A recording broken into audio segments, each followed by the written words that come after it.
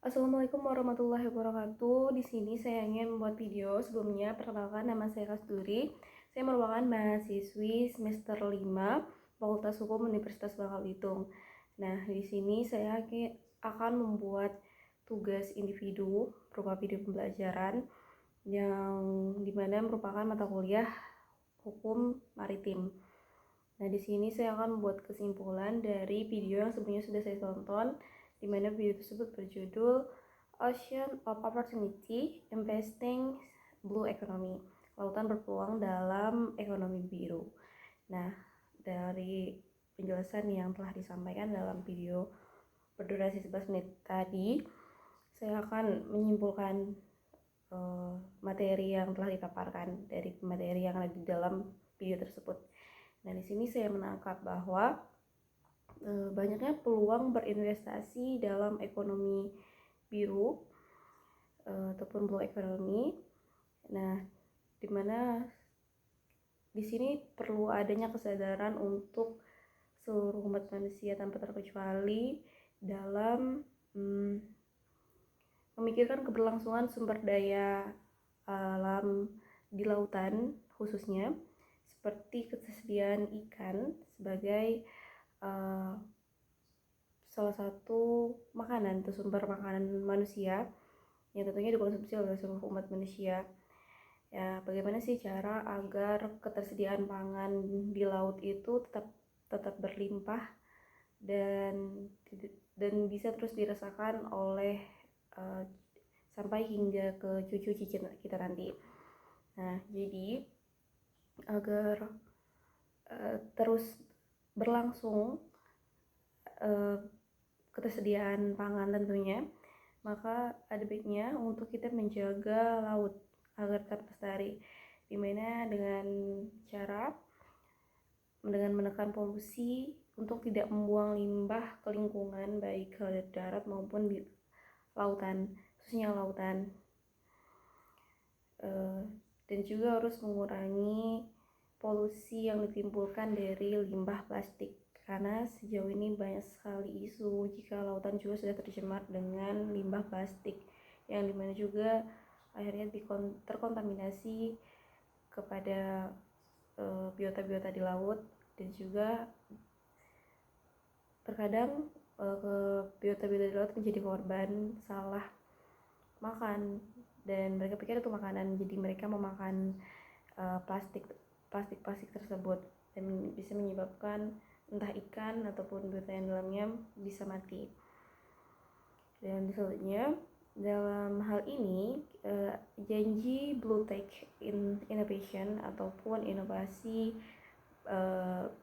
lautan atau inovasi biru dari teknologi biru itu berjanji bahwa untuk menyelesaikan hal ini kita memerlukan adanya sebuah penelitian, tentunya edukasi atau pendidikan, advokasi.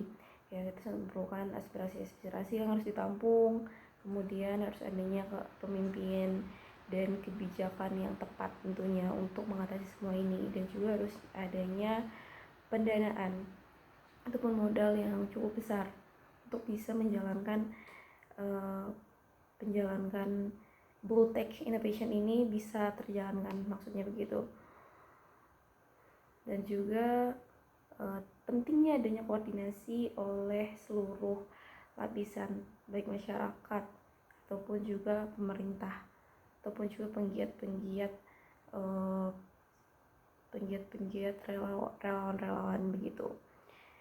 Nah, juga di sini tadi dikatakan bahwa laut itu dulunya merupakan keindahan alam yang tentunya sangat diminati banyak orang, tapi semakin beriringnya waktu laut pun menjadi sedikit bermasalah dan juga ada beberapa danger, seperti laut ini tidak boleh dilalui, laut ini terkontaminasi oleh limbah ini itu, jadi sangat disayangkan. Harusnya laut yang sangat indah itu bisa dinikmati keindahan alamnya, tapi tidak bisa. Makanya sini laut itu menjadi korban oleh tangan-tangan jahil ataupun tangan-tangan manusia juga. Namun juga sebenarnya di sisi lain lautan juga merupakan harta karun yang bukan hanya sebagai penyerapan karbon dan juga mesin ekonomi, tetapi juga di sini perlu solusi dan kunci dari solusi ini semua adalah melakukan inovasi atau melalui inovasi agar manusia tetap dapat memanfaatkan laut secara berkelanjutan, dan hal ini juga menjadi tantangan untuk umat manusia tentunya. Dan pasti ada dampak dan juga peluang untuk bisa memanfaatkan laut untuk kesejahteraan turun temurun umat manusia. Dan juga tentunya perlu berkolaborasi antara pemerintah dan juga perusahaan-perusahaan. Jadi kita harus melihat peluang di lautan itu, bukan hanya pemanfaatan sumber daya alam yang untuk menunjang kebutuhan hidup manusia, tapi juga bisa untuk kemajuan teknologi ke depannya, entah pembangunan listrik bertenaga